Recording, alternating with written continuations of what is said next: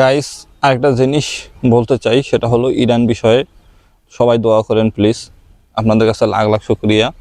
আপনারা প্লিজ দোয়া করেন, যেখানে আছেন সেখান থেকে দোয়া করুন। ভাই, আমরা মুসলিম হিসাবে সে যাদের যেটা জাতিগত ভেদাভেদ আকিদাগত সমস্যা থাকতেই পারে ভাই, তারপরও আমরা মুসলিম হিসেবে এক আল্লাহকে যারা বিশ্বাস করে, আমরা চাই কোনো মুসলমানের গায়ে যেন আঘাত না আসে, কোনো মুসলমানের গায়ে যেন আঘাত না আসে। বাচ্চাগুলোকে কীভাবে মারছে দেখছেন ভাই, 1000-এর উপরে লোক মারা গেছে এবং মরতেছে। আমরা যেমন ফিলিস্তিনে সাপোর্ট করছি, তেমন আমরা যেন ইরানেরও সাপোর্ট করি।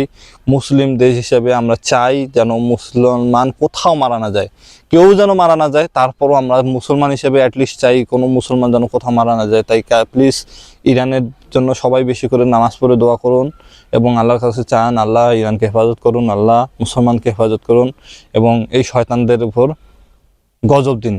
এই আমেরিকা এবং ইসরায়েল এই ইহুদিদের উপর গজব দিন।